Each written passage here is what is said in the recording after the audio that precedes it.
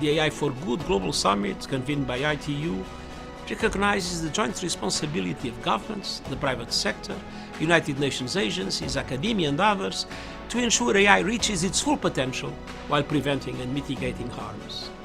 And it's a moment that calls for action.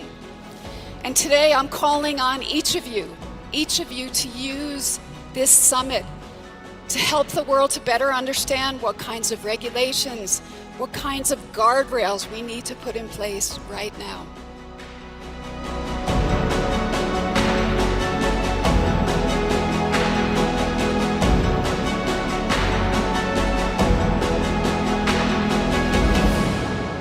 So together, let's make it innovative, let's make it safe, and let's make it responsible for all. Thank you very much.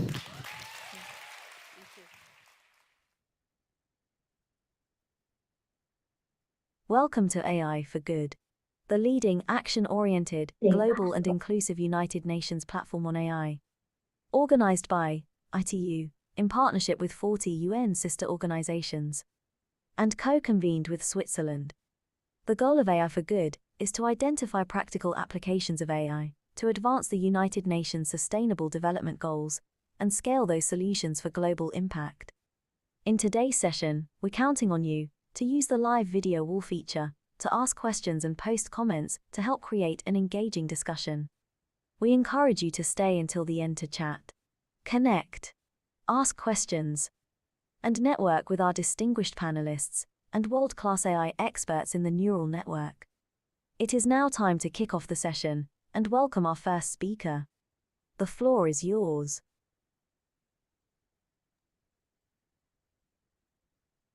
Hello, good morning, good afternoon, good evening, everyone, and welcome all to today's session, which is on leveraging large language models for advanced spatial decision support, specifically presenting the case of SATGPT.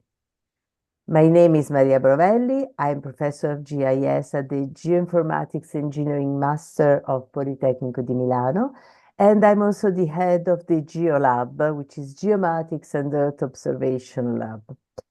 I'm also the creator of this GeoAI series, and I will introduce and moderate this new episode in the GeoAI Discovery series. We launched this series together with Andrea Manara, who unfortunately today is not here, at the beginning of 2022, and we discussed GeoAI applications and policies, ethics, the future of GeoAI for Good. Thematic sessions included climatic actions, spatial digital twins, energy, ecology, agriculture, water and food system, health, and more recently, we decided to focus on geospatial large language models, so foundation models and generative AI, and GeoAI and education, which are really two important topics. If you miss some episode, don't worry. You can watch the recordings of those events on YouTube or in the neural network to which you are connected right now. But let me introduce now the speaker of today's session, Dr. Hamid Mahmoud. Dr. Mahmoud is an economic affairs officer for the Space Application section at the United Economic and Social Commission for Asia and the Pacific in Bangkok since March 2022. It develops and implements space technologies for sustainable development in the Asia-Pacific region, and it contributes to the Regional Space Application Program. He's also a steering committee member at the GEO Blue Planet, and before joining UN, Hamid was a project officer and senior researcher at the United Nations University Institute for Water, Environment and Health in Hamilton, Canada, and was the coordinator of the Water Learning Center. He was also an adjunct professor at the McMaster University, and there he taught GIS, remote sensing, and environmental modeling. Previously, Hamid was the capacity development lead at the Asian Disaster Preparedness Center in Bangkok, creating training material on GIS and remote sensing for disaster risk reduction in the Mekong region. He was the GIS team lead for Management System International, supporting USAID projects in Pakistan, and an assistant professor at the National University of Science and Technology Institute of Space Technology in Islamabad, teaching remote sensing, GIS, and spatial data analysis. Hamid holds a PhD and master's degree in remote sensing and geographic information system from the Asian Institute of Technology in Thailand. His research interests include AI for good, digital technologies, participatory modeling, citizen science, data cubes, analysis-ready data, big Earth data, and applications of distributed ledger and smart contracts for SDGs. He has published on these topics and is a recognized expert, invited to speak at international conferences. He is member of ACM, IAHR, and ISPRS.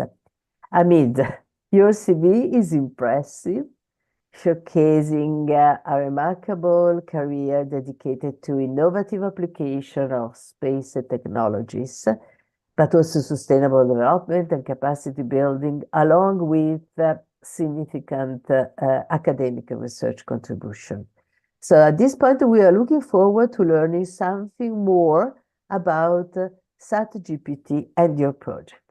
The floor, Hamid, is yours. Thank you so much, Professor Maria. And before I proceed, thank you so much to you and Andrea for this opportunity to share our work with the wider community.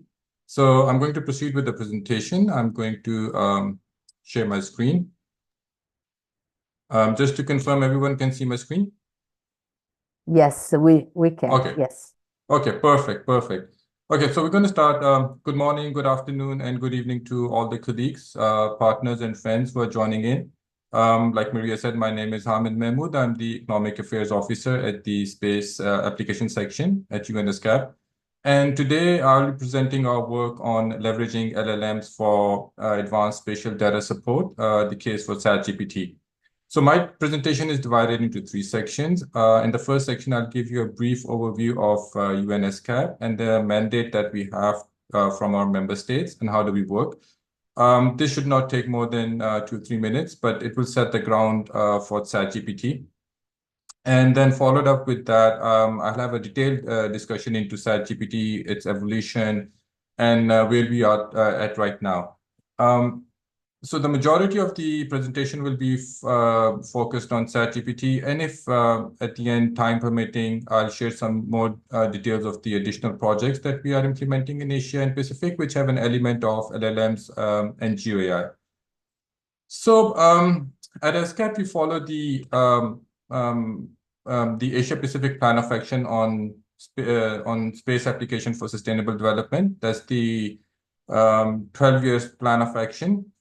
It's a regionally coordinated and inclusive and need-driven blueprint that harnesses space and geospatial application as well as digital innovations to support countries, particularly those with special needs, to achieve the 2030 agenda. It's a very interesting document and I've put a QR code at the bottom right of my slides. So in every slide, if you find a QR code, then it's connected to some kind of a resource, and you can scan that one and you can check out the resource. For this particular QR code is for the plan of action.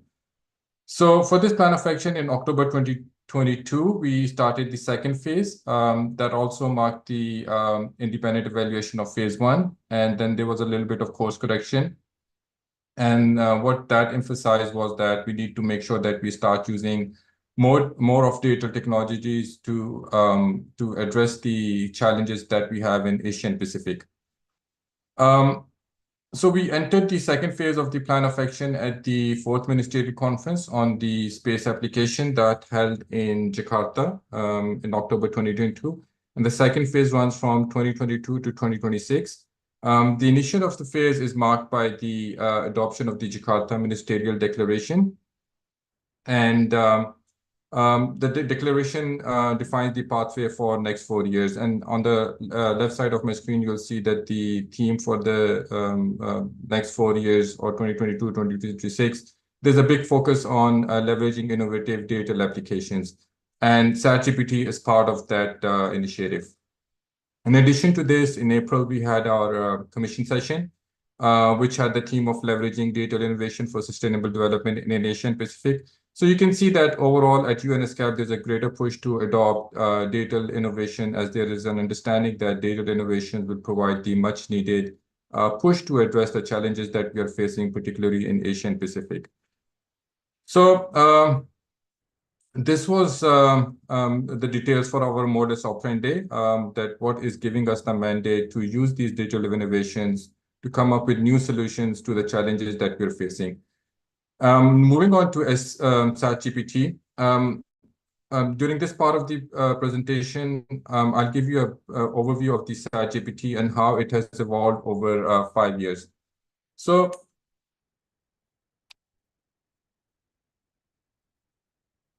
that.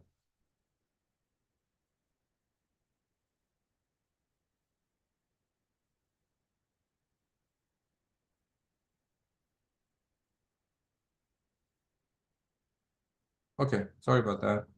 I'll go back into the presentation mode. So if you look at the type of tools that are being developed these days, be it the private sector, public sector, or the NGOs, you will see that the nowcasting applications are leading in number. The circle size in this slide represents the number of tools or applications being developed under a particular category.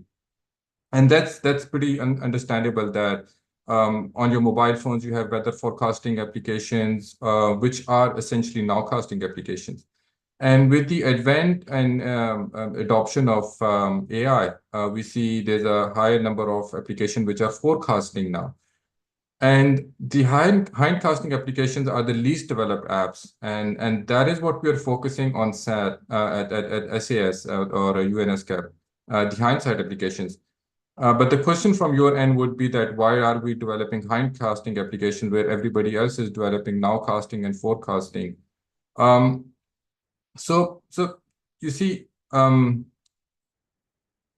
question with why hindcasting is that because we need to look back to move forward, and we need to understand what needs to be built back better. For example, in case of a flood, if a location is having flood frequently, then we need to look at what was destroyed by a particular flood in last 10 years. And then we need to see what do we need to do better to make sure that the same mistake does not happen in the future. So it's very important that we need to look back to move forward. We need to understand what needs to be built back better. And the other thing is that anybody in the room who's working in configuring or calibrating AI models, they must be knowing that the most critical part of configuring or calibrating a model is the availability of the data. So if you have got good historical data, you will be having good results from your forecasting model. And that is what we're lacking in the Global South, essentially, that we don't have flood maps or historical flood data. Not only Global South, even if you talk about Global North. I was reading this report that in Canada, they did this survey and they need around $350 million and 1 decade to update their flood maps. And that's the historical data, which essentially goes into the forecasting models. In addition to that, what else really requires hindcasting or historical map is the understanding of the systemic risk. Systemic risk, we need to understand that where the hidden links are and how they are connected to each other. For example, if there's a flood and after a flood, we see an outbreak of a disease. So we need to understand that floods are connected to a health burden in a country. And only a historical perspective or historical data will give us insights that, okay, if a particular area is flooded, with a certain extent, what was the health burden and how did it impact the education for kids in that area?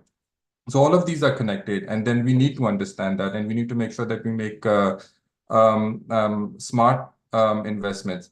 So that is why we picked up the hindcasting application. Nobody else was focusing on it, but we felt that this is an area that we really need to work on. And the other thing that really propelled us to start working in hindcasting is the availability of data. So if you look at the daily data that is available by ESA and ESA and the NASA. So NASA is generating around 50 terabytes of data that's available daily in the open domain, and ESA is generating around 20 terabytes of data that's available daily. Comes up to about 70 terabytes daily. And if you want to like really translate it down to a common man's language, that's around 3 million photographs on your mobile phone. So if you take around 1,500 photographs per second, that will take you to 3 million photographs. So that's the amount of data that is available to us daily. And we've been collecting this for like a good 5-10 years in the past, but we are not using that data to make sure that at least we have analysis ready or knowledgeable data from the past that we can use to train our models or develop useful insights. So that was the logic behind on mapping or focusing on the hindcast applications. So back to our first generation of the hindcasting application that we developed. So that we started our work in 2018, and then at that time we used the big Earth data and cloud computing to decrease the cost and time to generate the flood map. So that was a real focus at that time, that we need to, like I said, generating maps is a very cost-intensive process as well as time-intensive process. So that was our main target. So what we have seen in the last 2 decades is that we've seen an exponential increase in how we manage and store our data. And this has given birth to concepts like geo-artificial intelligence, big geospatial data, and cloud computing. And especially in the last 5 years, we have reached a stage that these concepts and framework were mature enough to be used in the public sector. Yes, we did see them being used in the private sector, in the insurance sector, in the crop monitoring sector. But it was recently in 2017 and 2018 that it trickled down to the development sector or the public sector that we started using these applications. At that time, we did not have LLM, so we just stuck to the big Earth data and the cloud computing to develop our first application. And then the objective was pretty simple, that we need to develop an application that should be able to spatially map any flood event from 1984 to present in real time without very big cost. 1984, because that is when the Landsat archive was available to us. We could have gone in the past, but then again, we need to digitize all the previous maps. So that was the starting point for us. And present, as soon as the Landsat imagery was available to us, we said that, okay, we're going to take it that one.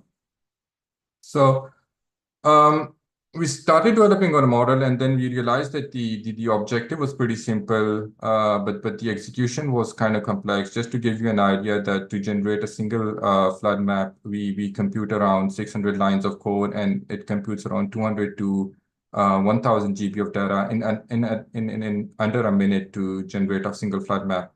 A little bit of the technology stack for people who are interested. We are using Google Earth Engine. Actually, most of the people are using Google Earth Engine.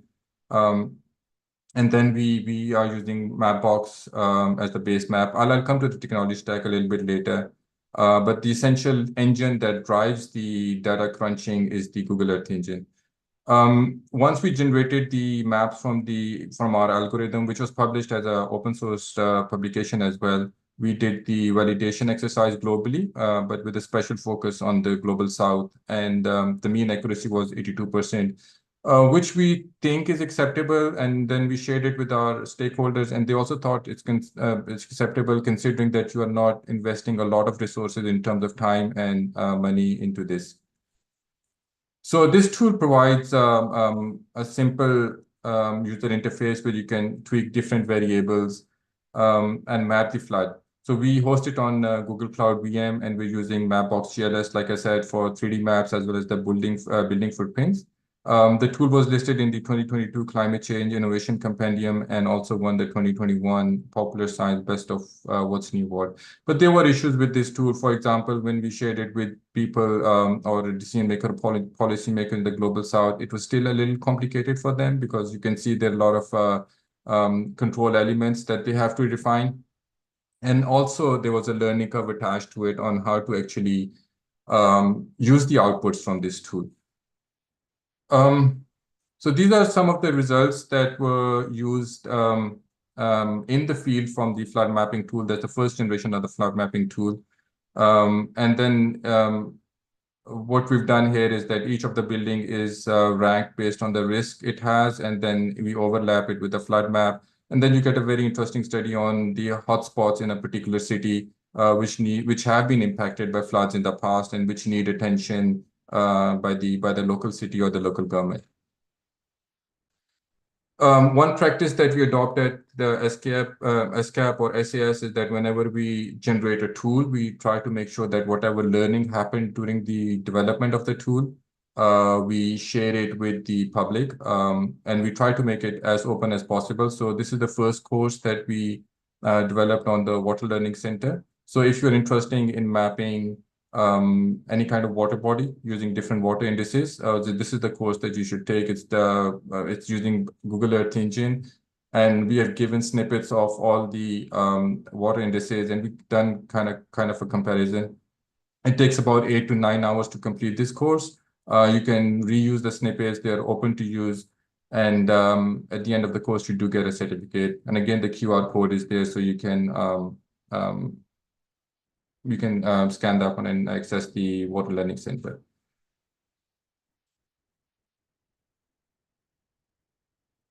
Oh, sorry. Same problem.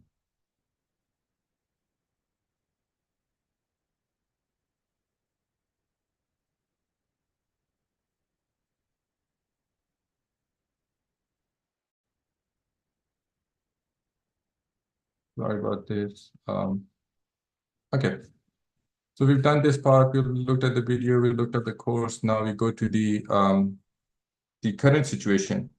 So now that you've seen the tool that we developed in 2018, the tool was good. It was serving its purpose, but there were two issues with it. The first issue was that it had a somewhat steep learning curve. For someone who did not have a GIS remote sensing background, it was still difficult to generate the historical flood map. And secondly, it was still working as a black box. There was a lack of transparency, and the end user still did not know what kind of code was being executed at the back end to generate the flood map. And these are two very critical things. Whenever we talk about adoption of a tool, especially in the development sector, we need to make sure that it's transparent, there's an ethical element to it. And then we should expect that not everybody in the Global South knows how to program in Google Earth Engine. So there was a big learning curve for that. So this is where we went back to the drawing board and integrated LLMs to address both the issues. We will discuss in detail now that how did we use that. So when we went for the selection of LLMs, there was an array of LLMs available to us that included ChatGPT, Gemini, Copilot, and people who are interested in decentralized LLMs, BitTensor was also available. So we opted for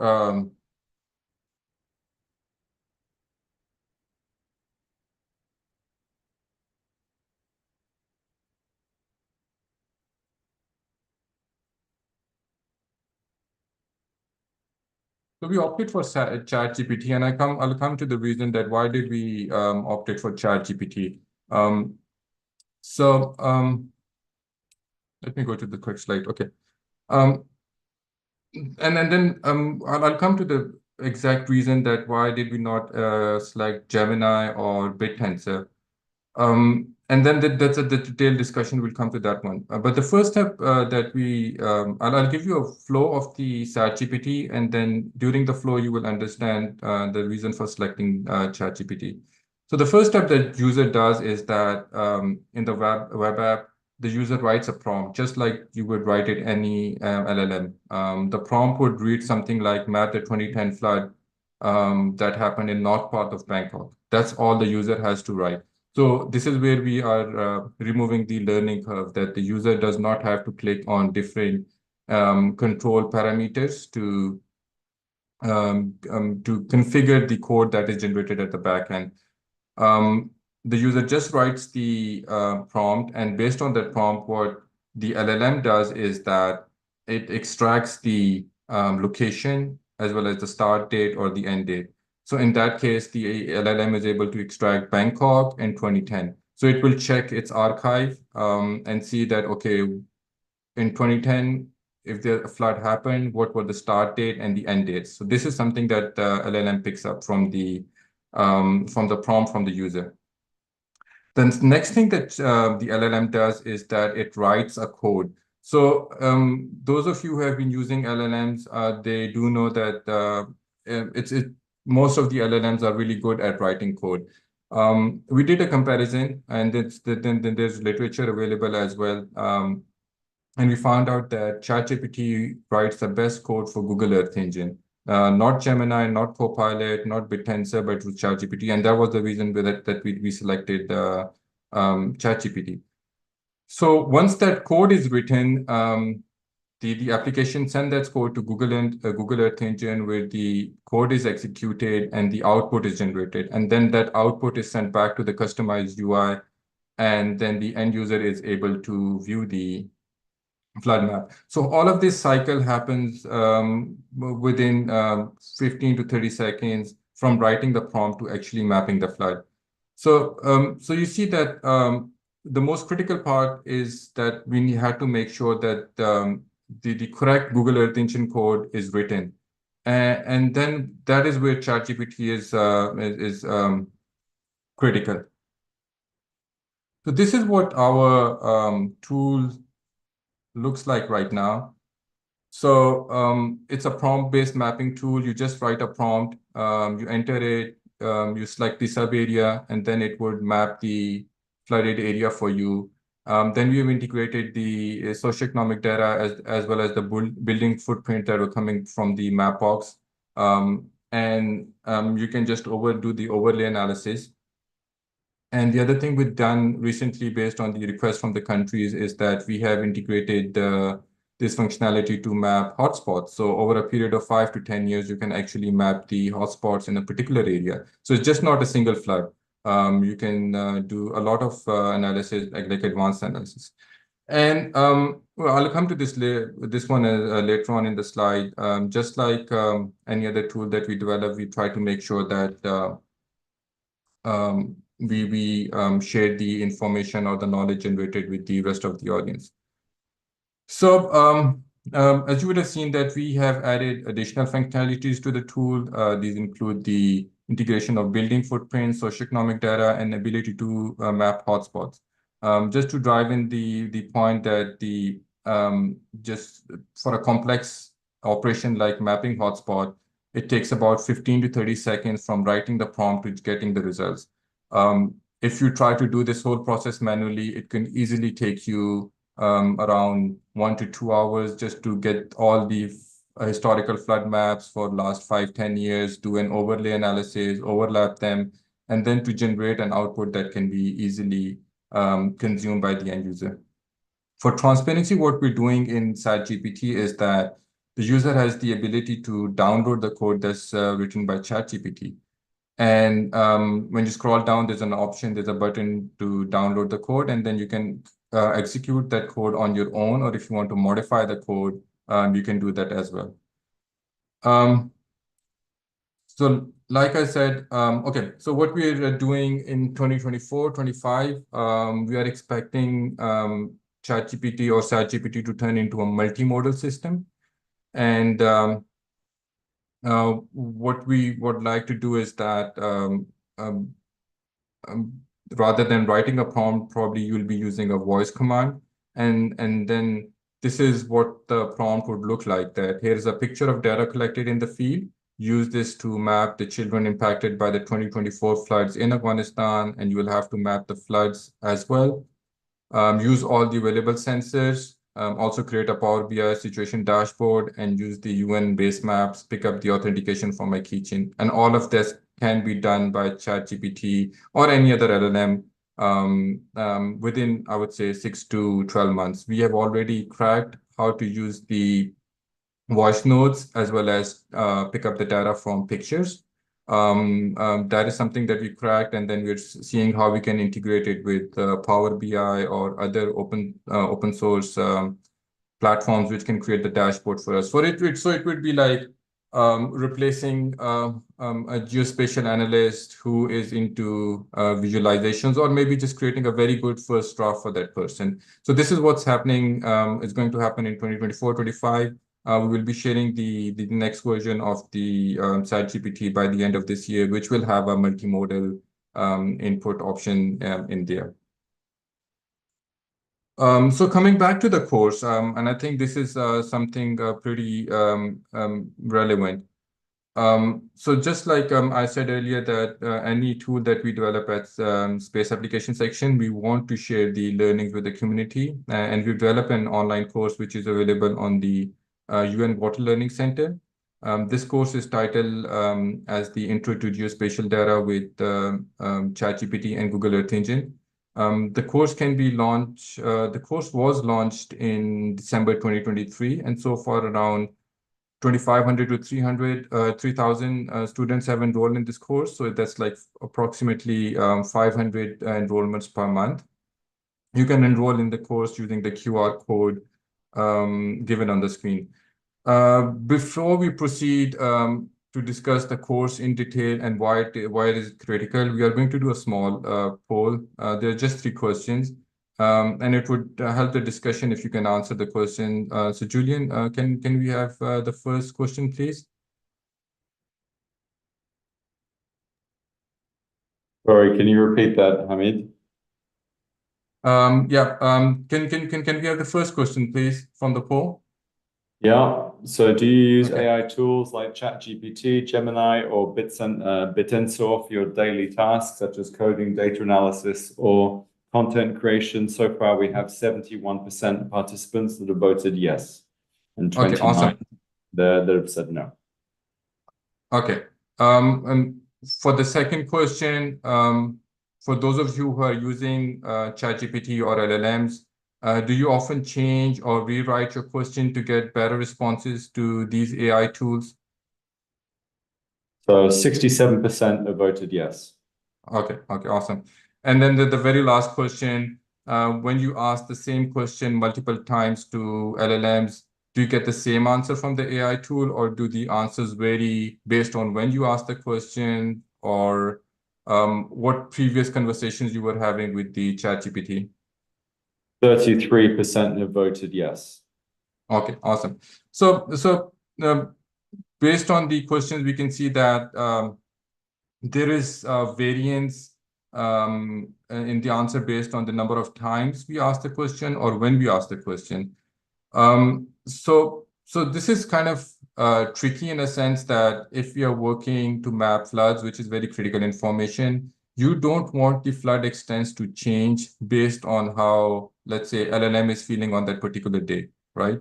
That would severely question the credibility of the system and the credibility of using this technology. So how do we make sure that the LLM or the ChatGPT that we are using for applications like flood mapping or any other critical mapping, that we get the accurate and the same response every time? So this is where this course comes in, and one of the elements in this course that's very critical and that helps you ensuring that the output is the same every time. So our course has 4 main learning outcomes. The one that we are focusing on is the master the prompt engineering. And in this outcome, what we're trying to do is that we try to explain the basic concepts of prompt and prompt engineering to you, and give you examples of a template, or give you a template which you can use to create your own geo prompts. We'll come to this in more detail. So there are 4 modules in this course. The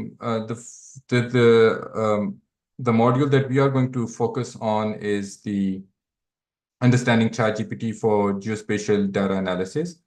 And in this module, we have 3 lectures. The first lecture is the introduction to geoprompt engineering.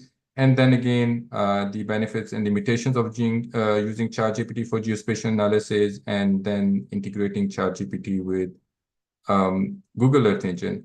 For this webinar, I would only focus on the first lecture, which is the introduction to geoprompt engineering. So what we have explained in that particular lecture is that we start with the basic, that what is a prompt, and then what is prompt engineering and what is a prompt pattern.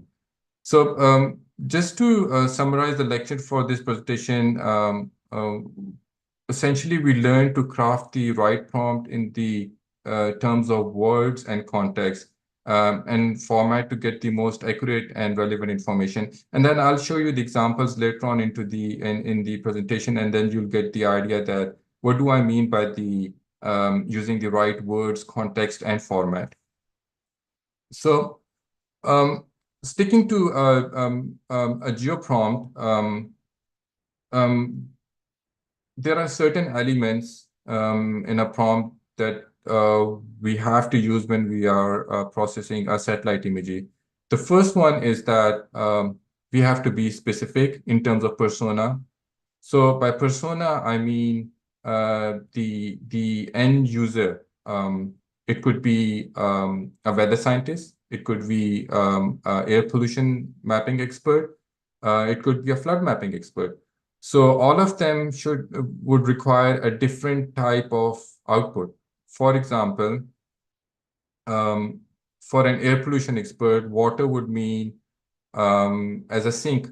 If there's a rainfall, then that would impact the air pollution differently. But for a flood expert, water would mean an absence of flood or presence of flood.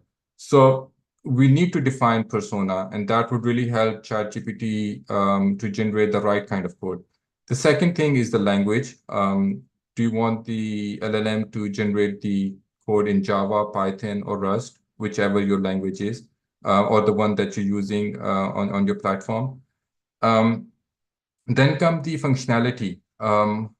How do you want to use the information? Do you want to use to measure an impact?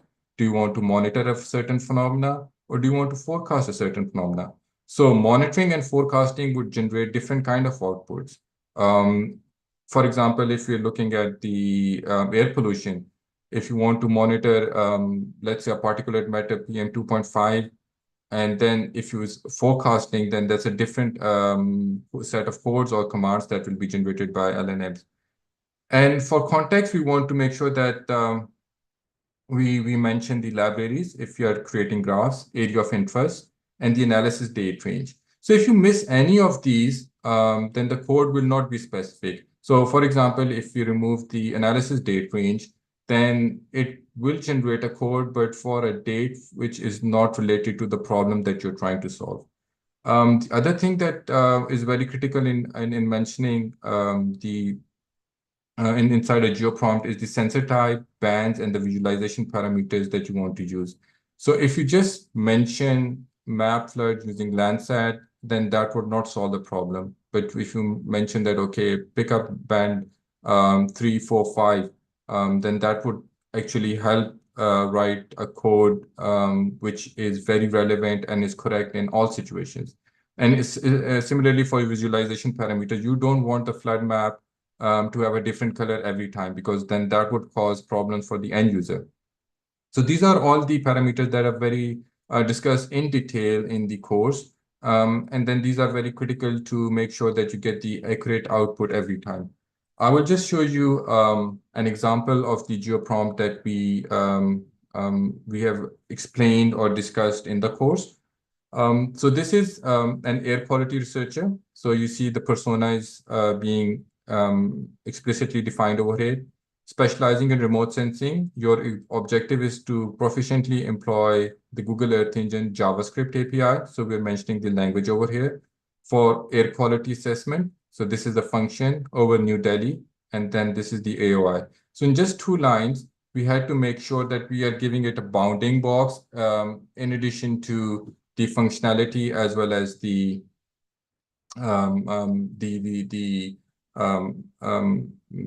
language that it has to use and the functionality it has to perform.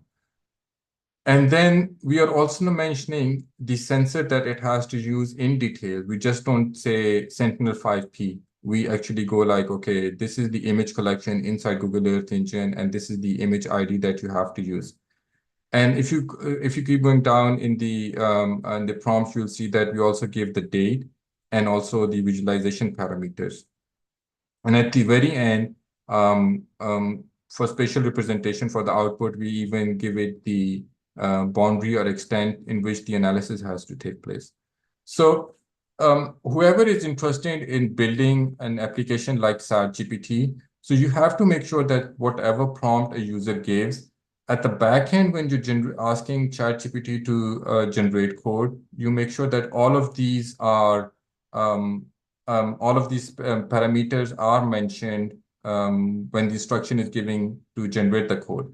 Otherwise, you will see a lot of variance in the output that's developed by Google Earth Engine, and we faced the same problem a number of times. So we were struggling to generate the consistent flood extent every time, and then we realized that okay, we need to improvise or keep on improving our prompt, and then this is what we learned during the process, and then we put it into a course, and you can learn that, and you can kind of like save the time in learning all of this geoprompting. In addition to flood mapping tool, we are also working on developing other applications. So we have already completed the backend for the wildfire hotspot mapping. So flood and wildfire are the most, I would say, devastating disasters that are happening currently, especially in this summer. You would have seen in the newspaper that either it's floods or the wildfire, which are impacting human lives all over the globe.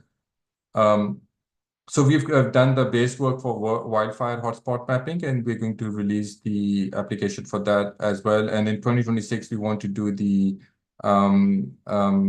applications for tsunami, volcano, drought. There's a new concept of flash droughts. We want to map that one, and avalanches as well. Professor Maria, do we have time to do a short demo, or do you want to go to the questions right now? It depends. How long is it? If it is a matter of 5 minutes, I believe that everyone can be interested on Okay, that. okay, we can keep it to 5 minutes, and Yes. I think we can ask the audience to please give me any flood from 1984 to 2021 that you want me to map. If you can write it in the chat window, and let's try a SATGPT and try to break it. So if you want me to map any flood starting 1984 to 2021, just give me the year and the location of the flood. As it is difficult to interact directly with the floor, I would propose Mozambique. Mozambique, but I okay. don't remember the year of the flooding, so I have to search it. Okay, let's say 2010. Let's see if anything pops up.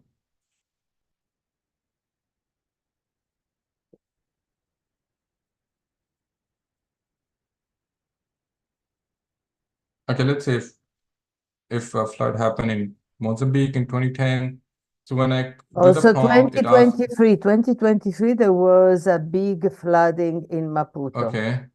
Okay. So luckily there was a flood in 2010. So I just entered 2010. Okay. So we can come to 2023 after this. So it will take us to the area selection. Each of this scene is exactly the size of Landsat. So we wanted to make sure that we don't start processing for a bigger area. So user just can select a single scene, and then that would So right now what's happening is that ChatGPT wrote a code, and then this is the flood that happened in this area. So we can go to some other place where we're a little bit more impacts of flood. Usually it's around the river. So yes, we can see a little bit of floods around the river. Let me pick up somewhere else. Okay, so this part was flooded a little bit.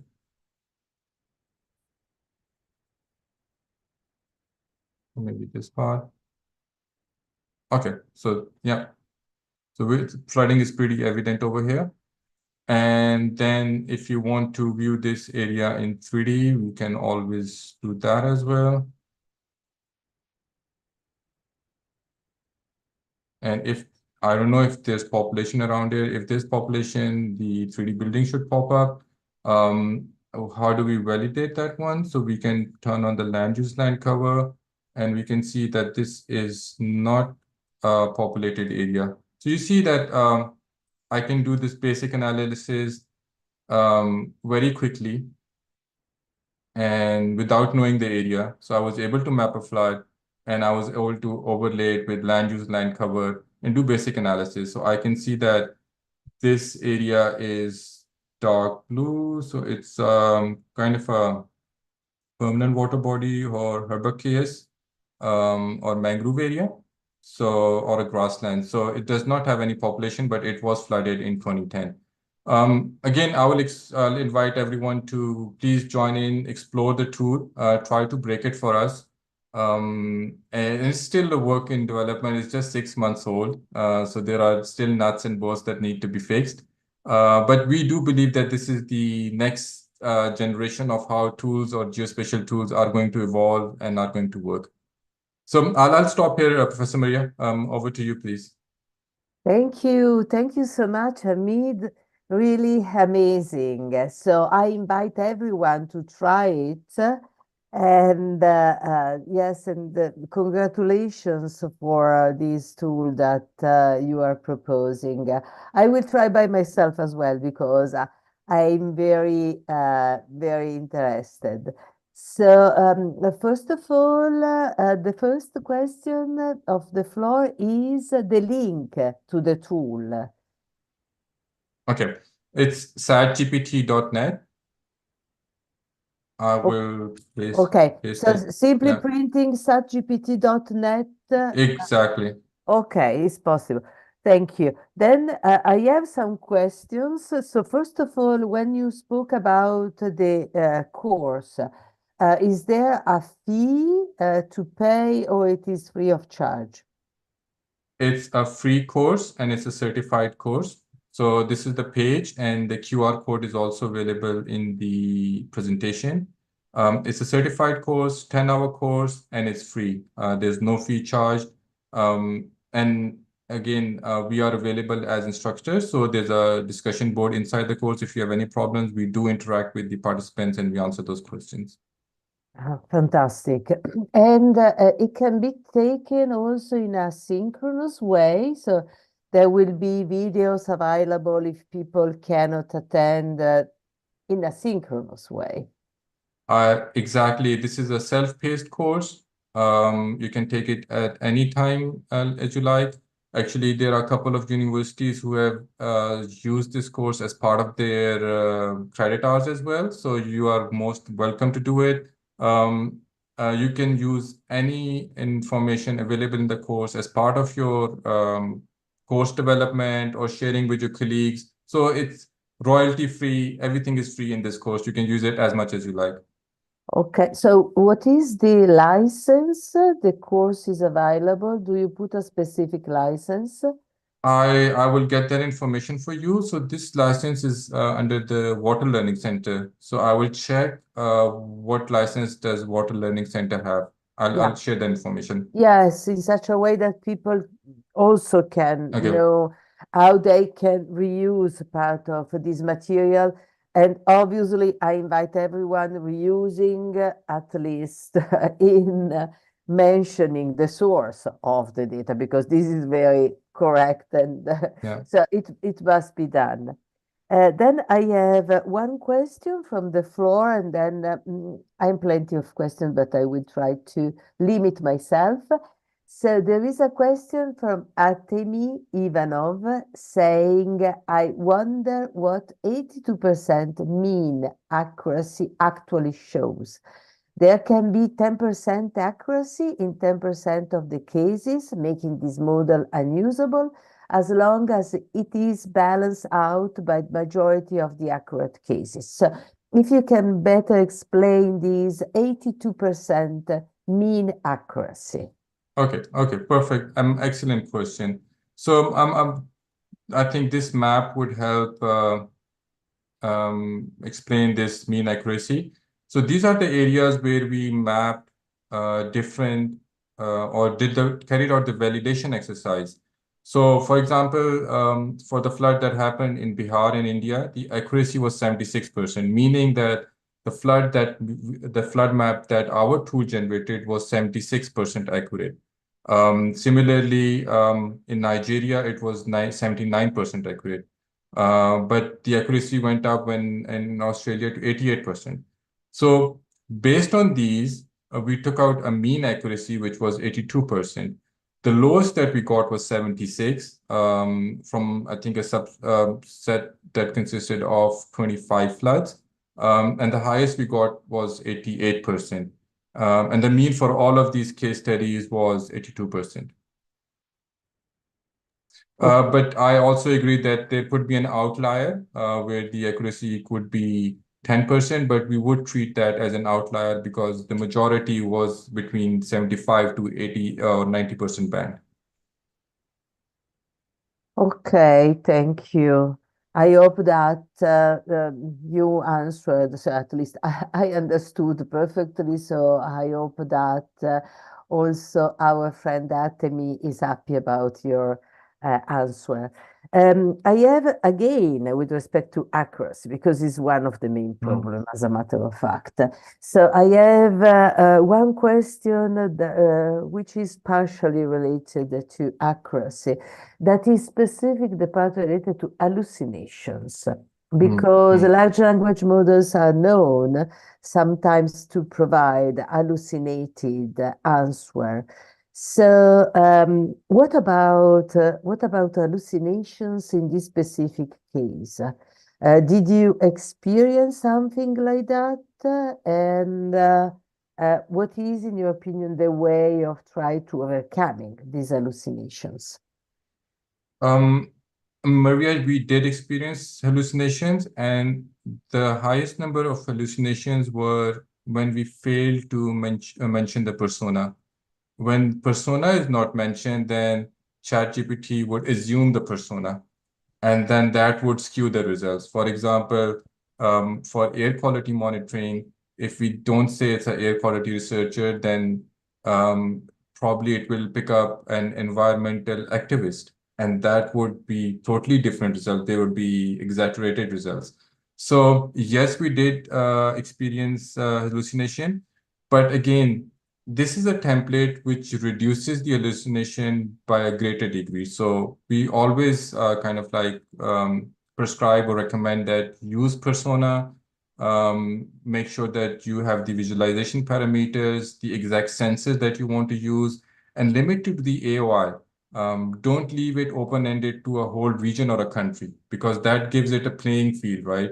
So if you just tell it to, okay, focus on New Delhi, focus on this shapefile or extent giving in this GeoJSON, then you're just constricting it, and that reduces hallucination.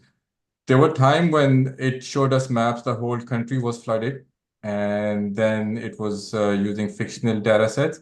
But now we are very confident that using geoprompting, hallucination has been greatly addressed. Yeah.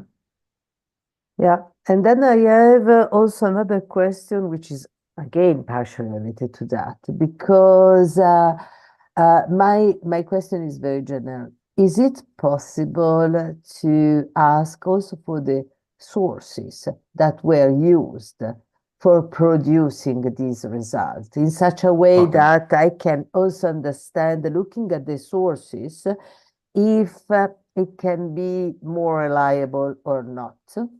Okay. So that's a very good question. And then that is related to the black box approach. We wanted to make sure there's no black box. So for example, it generated this map, right?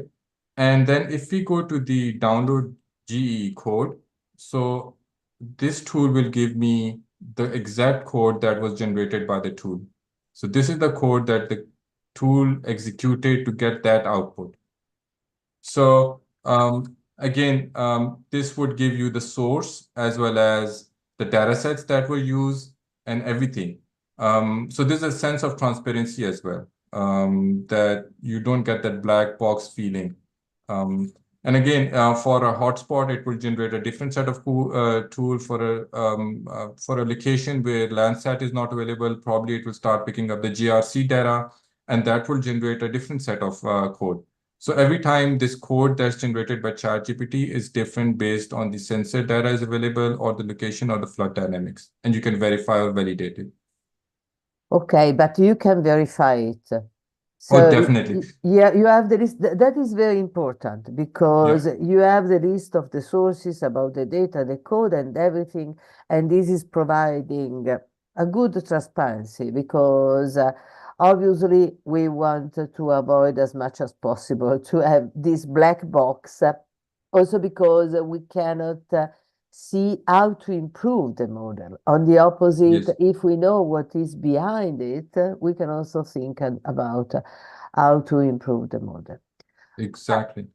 Okay, so thank you so much. I believe that we are at the end of this presentation.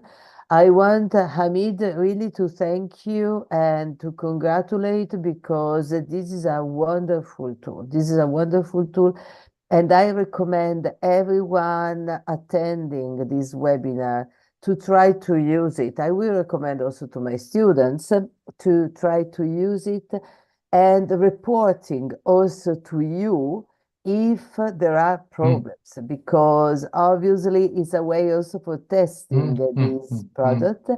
And so people, how can search you? What is your email, Hamid? Can you show?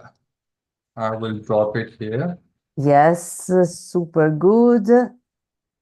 And thank you so much for that, Maria. I think it's very important that as a community, we test this approach and we are willing to learn. And if we find out that this approach is not a safe approach, is not a good approach, that would be part of the learning. That is one way of not doing it. And that is where we want to hear back from the community that if they feel like this is not an ethical approach or does not include a certain element of AI regulations, then we have to drop this and come up with the approach which is more acceptable to the community. Yeah. Thank you. So thank you very much, Hamid, for this great webinar. And I want to thank also the engaged audience for the active participation. But before closing, because now it's time of closing, I'm pleased to inform you that we will be launching the 2024 competitions on July 9 at 3 p.m.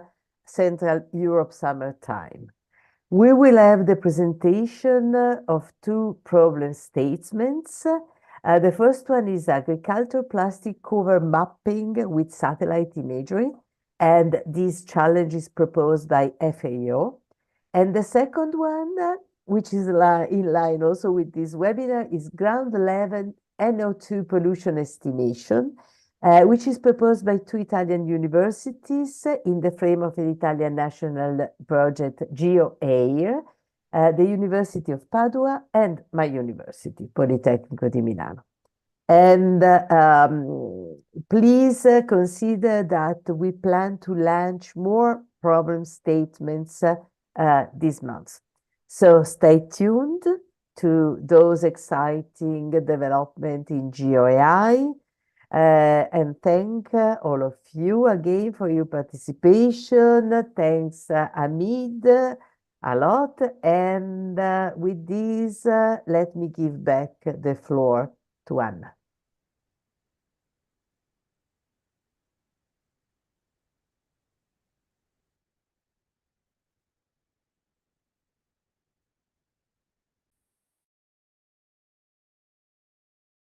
Thank you for participating in today's AI for Good session. We hope you've learned something new, innovative, and engaging in today's event. We now encourage you to continue the conversation on the live video wall in the neural network. Here you can ask questions, like and comment, share links, complete the poll, connect with interesting profiles, or speak one-on-one using the chat and video function.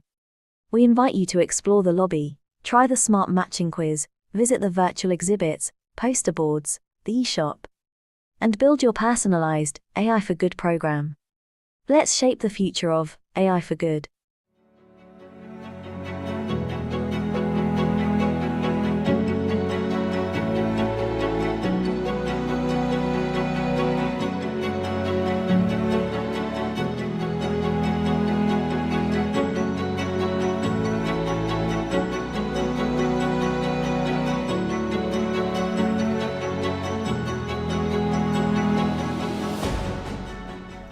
The AI for Good Global Summit, convened by ITU, recognizes the joint responsibility of governments, the private sector, United Nations agencies, academia, and others to ensure AI reaches its full potential while preventing and mitigating harms. And it's a moment that calls for action. And today I'm calling on each of you to use this summit to help the world to better understand what kinds of regulations, what kinds of guardrails we need to put in place right now.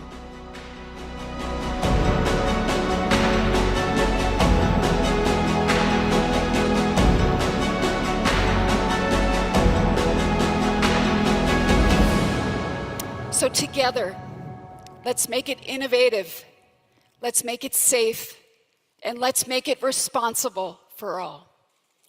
Thank you very much.